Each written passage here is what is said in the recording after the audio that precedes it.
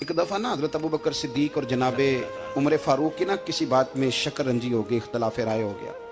तो जनाबे उमर ज़रा डाढ़ी तबीयत के बंदे थे, डांट दिया अबू बकर सिद्दीक को। तो सिद्दीक एक बार नरम बंदे थे, माड़े दा की काम मोहम्मद नस जाना या रोना। तो वो गा के ना तो पहले घर रोए, फिर हुजूर के पास चले गए। जनाबे उमर कहते मुझे भी ख्याल आया कि यार ये मुझे नहीं करना चाहिए था। थोड़ी देर के बाद अच्छे लोग जो होते हैं उनका गुस्सा जल्दी उतर जाता है। कहते मैंने जाके जनाबे सिद्दीक अकबर के दरवाजे पे दस्तक दी तो पता चला वो तो घर ही नहीं। मैं समझ गया, मैं डर गया, मेरी टांगे कांपने लगी। क्यों डर रहे हो उमर? फरमाने लगे इसलिए डर रहा हूं कि अबू बकर जब अपने घर नहीं होते तो दरवाजा रसूल पे हो।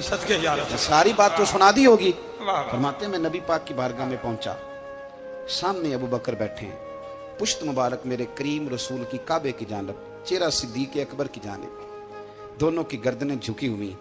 जनाबे उमर पाक फरमाते हैं कि मैं बैठा था और सोच रहा था, सलाम ली, जवाब मिला, पर गर्दनें नहीं उठाई दोनों ने, मुकद्दस गर्दनें झुकी रही। मैं सोच रहा था कि अब हुजूर मुझे डांटेंगे तो मैं सिद्दीक के पैर पकड़ूंगा, मैं अली को सिफारिशी बनाऊंगा, मैं मिन्नत करूंगा, लेकिन कोई बोले तो बात बने ना। कहते जब देर हो गई, ये सुकूत भी बड़ा मुश्किल होता है।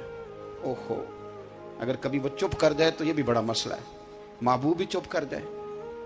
कहते मैं बड़ा परेशान हुआ, जब मेरा कलेजा मुंह को आया ना तो जनाबे उमर कहते मैं बोलने लगा तो आंसू मेरे पहले निकल गए। अल्लाहु अकबर। कहते मैंने रो के कहा सोनिया भूल गया था, मैं गया था अबू बकर के घर माफी मांगने, पर ये यहाँ आ गए।